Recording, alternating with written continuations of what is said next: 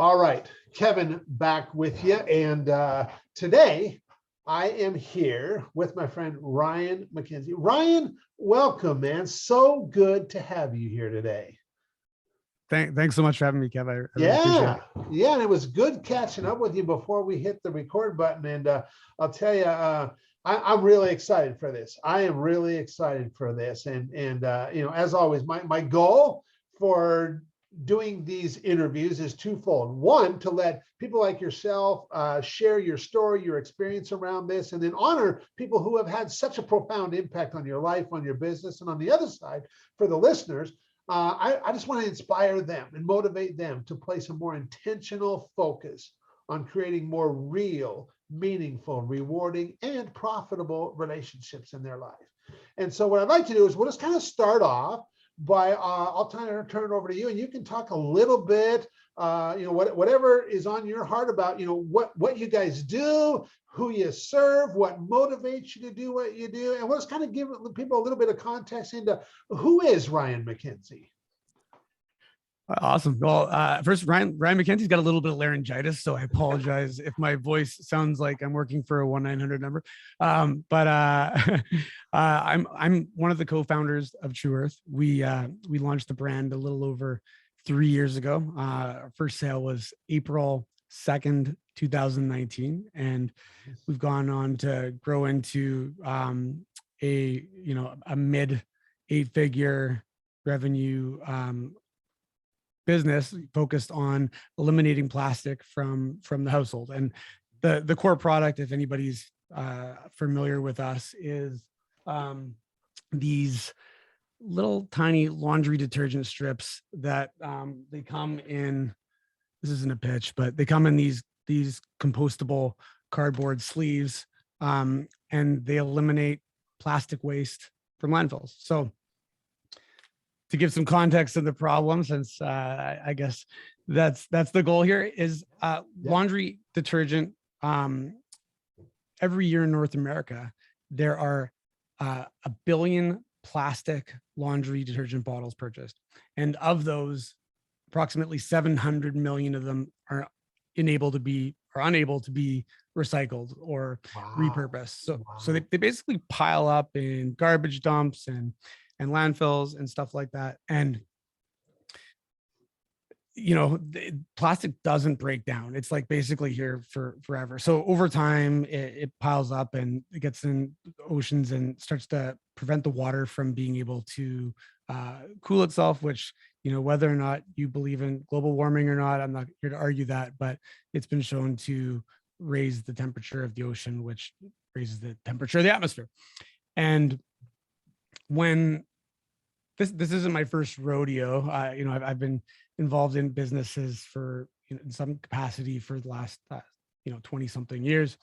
But before this, I was going through some new parent anxiety tied to, like, you know, I didn't really have these kinds of feelings before I had children, like anxieties tied to, you know, what's the future going to hold for myself? Because, you know, I know that I'm resilient and I can roll with the punches, but, you know, not everybody is good at that. And being a new father, I was really worried about things like overpopulation, global warming, which would cause reduced access to food because crops would be killed, you know, artificial intelligence taking jobs, all these different things. And I was getting pretty anxious about it. And Elon Musk said some stuff about AI and robotics that really made me scared. And when this opportunity kind of like fell in our lap from the patent holders who had seen some of the work we had done in other direct-to-consumer businesses in the past, it kind of felt like the perfect opportunity to in a selfish manner, to try to address my personal anxieties I was feeling by doing something about the things that could put my children's future at risk. And, you know, we thought that we would throw it out there. In the beginning, we were like, how are we going to compete with the, you know, large conglomerates of the world that Yeah. they could just squish us. And how could we do this in a direct response environment? And we're like, if we could sell 150 packs of this in the first month, then that's a good enough sign that we'll move forward with it. And I think we moved more than 2,000. And, fast forward 3 years later, we have over 700,000 customers and 160,000 plus active subscribers receiving our product in the mail every month, or, at some interval. Wow. Wow. I love what you shared, Ryan, about, this wasn't just starting a business because you saw an opportunity and could make money doing it. This was something that was much bigger than that and much more personal than that, And so what are some of the things that, I mean, maybe I don't, we can narrow it down further.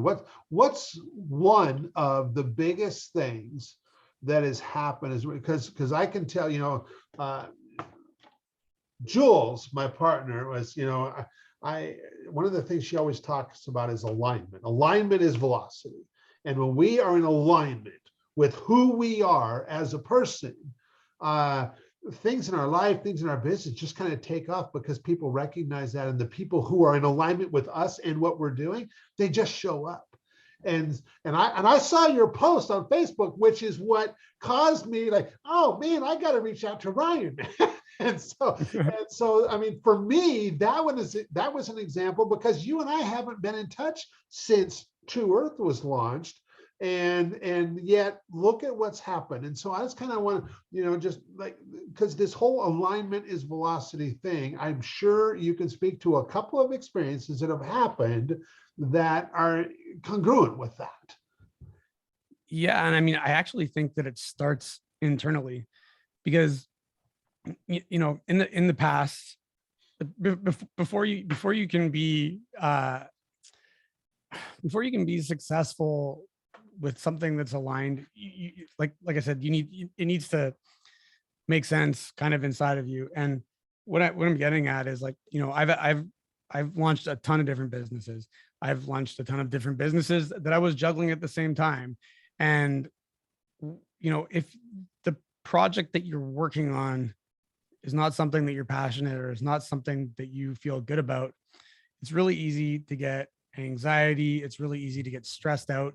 It's really easy to have way too many balls being juggled and like wondering to yourself, like, what is this all for? Like at the end of the day, if you give up all your time to generate wealth or money or support your family and you don't have anything left for yourself because you're so busy juggling all these balls, it's very difficult to stay focused when the balls aren't, the type of balls that keep you interested or that you're passionate about. And it's very easy to give up on money. It's very difficult to give up on things that you care about, that are causes that, like, I could never give up on my kids. Like for me, like this has a path for something that I can help take care of my kids. So when I'm stressed out or when I'm worked up about the things that I have to deal with, it's not about, I don't need that money. I don't need this business. It's about, I need this. We need this. Everybody needs this. And it's the why isn't about how much money I'm going to have in my bank account. It's about, is there going to be a place for my kids to enjoy their future? So sorry, I kind of like took a spin around your question, but you have to figure out what your own personal why is before anybody else is going to align with what you want to accomplish. Because if you're being disingenuous with what the company's goals or your personal goals are, people see right through it, and there is no opportunity to get that velocity through relationships or through, just about anything really. That's right. That's right. That's huge. And you, man, absolutely 100%. And I'm glad I asked that question. I'm glad you answered it the way you did. And so, because there's so much truth in that, and when we can just show up and be us. Be, I mean, I almost hate using the word authentic, but like just be our authentic self. My buddy Jesse, one of the things he always says is, I got nothing to prove and nothing to hide. And when we can just show up that way, man, that takes a lot of stress off. That removes a whole lot of anxiety. When I complete with our faults and everything, it's cool. It's all right, man. People will overlook that if they just like who you are and the way you show up. And people will overlook a lot of other stuff and be like, they're going to love you for who you are, not who you're not.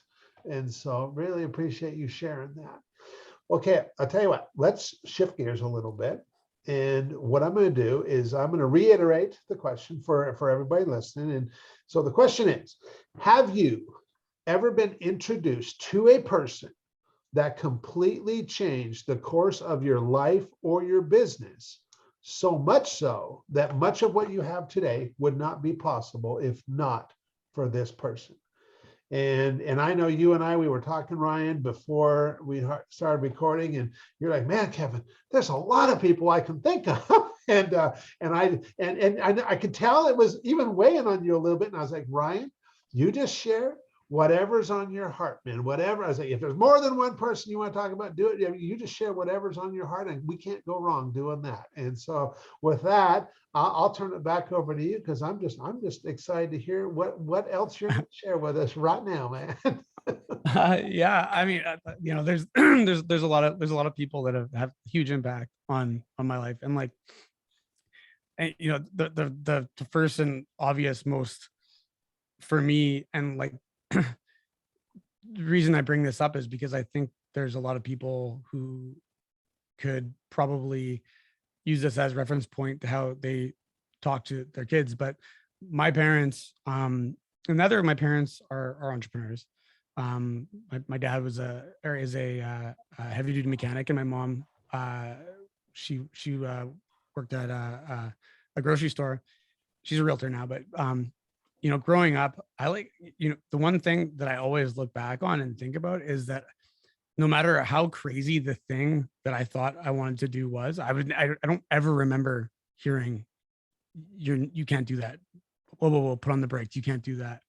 There was never like, I didn't say I wanted to be the president of the United States or something like that. But like, I don't ever remember having any of my dreams or my ideas stifled or held back. And I think, people get that regardless over the course of their life. And I think the earlier you start hearing you can't do something, the earlier you start believing that everything big that you want to do is out of range for you. And like it's little things like when I was like 16 years old, there was like an HTML. I'm 41, by the way, for context. When I was 16 years old, I was at a Safeway, and there was this magazine for how to program HTML. And I'm like, I don't have any money. I'm like, Dad, maybe I was 15, actually, I don't remember. But I'm like, Dad, can I get that magazine? I want to try and learn HTML. And he's like, sure. And I brought it home, and one of my business partners, Kevin, and I, who we've known each other since we were 5, we broke out this magazine and we started making web pages. And when I was 18, I didn't really know where I wanted to go with my life, but I told my dad, I'm like, hey, I need a web server so we can like start, like, this has been a few years, like I feel like I could do something with this. And my dad and Kevin's dad both coughed up like, I don't know, like $1,000 a piece, and gave us the money to go and buy a web server. And like, we're not talking like, we're not like, that's like super, I know it's privileged to have somebody to support us in that capacity, but like, and I'm very grateful for it. But like, he could have easily just said, that's a stupid idea, Ryan. Like, a little bit of HTML. What are you going to do with the computer? Yeah. And these things, like they're small gestures that 20 something years later have given us or gave us the freedom to chase after things that, I might not have, if I didn't have that server, would we have started building websites 22 years ago? Probably not. If I didn't start building websites 22 years ago, would I have, started getting into direct sales and startups and all these things? probably not. So that I think, you know, I don't know if other people have mentioned their parents, and I think that the way that I was brought up and the way that I was allowed to kind of choose my own adventure was something that probably separated me from how a lot of other kids are brought up and taught to follow a particular path. Yeah. So I will let you know that you are interview number 57 or 58 at this point, and you are the first one that has talked about their parents. And so that is kind of cool. I did have one gentleman talk about his grandma, but you're the first person that talked about his parents. And you know what, Ryan, you and I are two blessed guys. My dad passed away when I was just in 10th grade. My mom passed away in 1997. My dad was passed away in 81, and but my parents were like yours in that they were always so supportive of my brother and I. And that's, you know, and like, and you know what, we are blessed in that regard, because I know a lot of people, you know, that didn't have that. But I also know a lot of people, whether they had that or didn't, they had somebody else in their life that made a big impact, you know. And so so a lot of water under the bridge since you were 16.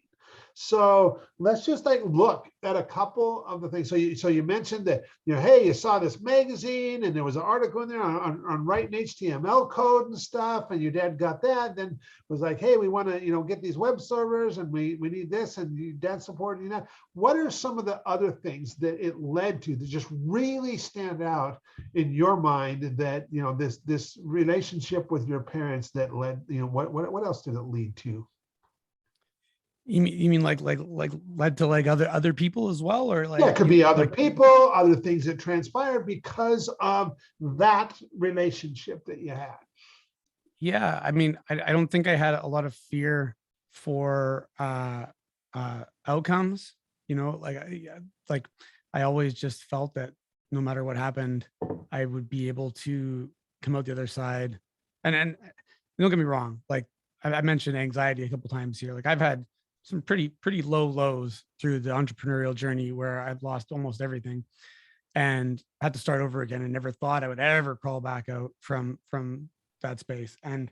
Um and you know, that contributed to that, just like my belief in myself, but like, you know, also having a spouse that like allowed me to, or like didn't lose her mind uh on me always being on these crazy journeys, or always, you know, searching for something new.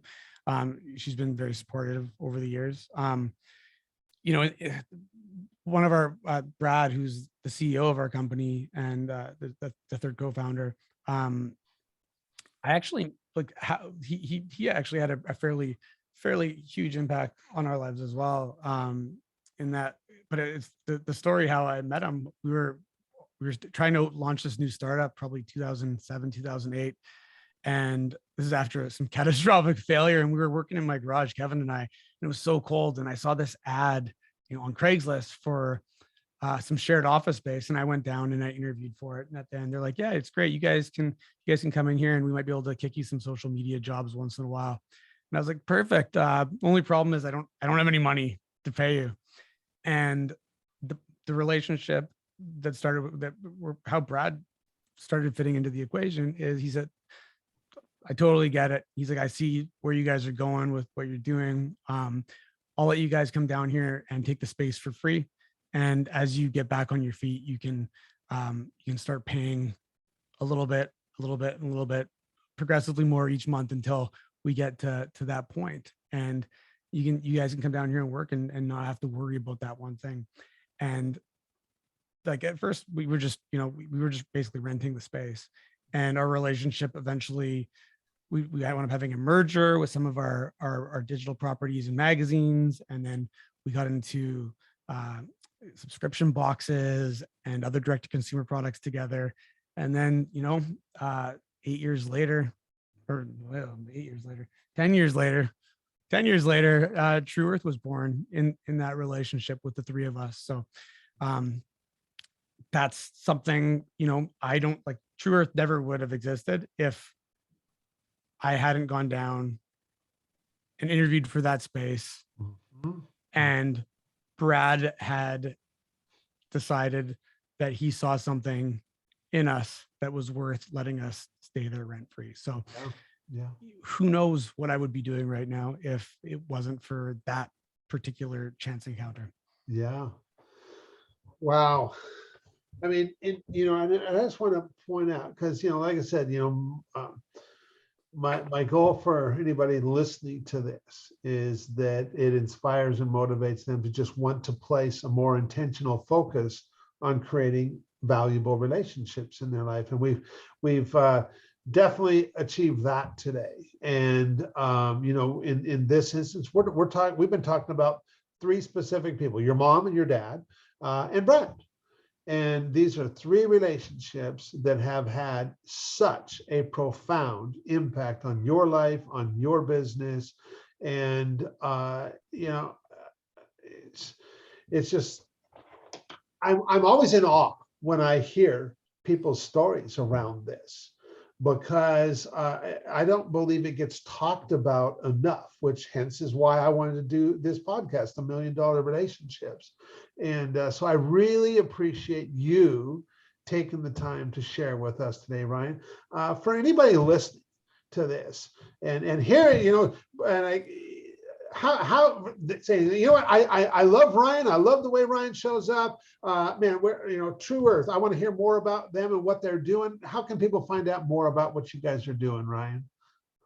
Yeah, I mean, they could follow True Earth on Facebook, or you can go to the website www.tru.earth. It's not a .com, it's a .earth. Okay. But if you're something you're interested, check it out. But I'm not here to sell people on laundry detergent, but I appreciate it. I'll tell you what, it's been my experience when you just show up the way that you do. There's a certain amount of people that just kind of like, man, I like that, and I want to go check out what they're doing, because that message just resonates with me, man. And we don't really have to sell. And that's one of the, I've never viewed myself as much of a salesperson, but I absolutely love talking with entrepreneurs. And then me just showing up the way I do, I cannot tell you how many good things have come from that. And people, so yeah, by all means, I'm glad you got to do that. But any last words before we call it a wrap for today, Ryan? Just if you're doing something you don't like doing it, think about what it is you like to do, and you only got one shot on this planet, and lots of the stuff that you want to do, chances are it doesn't cost as much money as you think. Yeah. And there's a lot of ways that you can do what you love and make a living, make impact. I don't know, I'm not a man of a lot of wisdom, but I think that there's a lot of people in the circles that we run in that are selling the hustle, and they're selling the materialistic stuff. Mm-hmm. And I'm just here to tell you that stuff isn't going to make you any happier. The true happiness is on the other side of your passion and relationships and things that are probably already in your own backyard. That's right. Amen to that. Well, Ryan, thank you so much for taking the time to do this interview, to have this conversation. I really appreciate it, man. I really appreciate you. Thanks, Kev. Appreciate being here. See ya.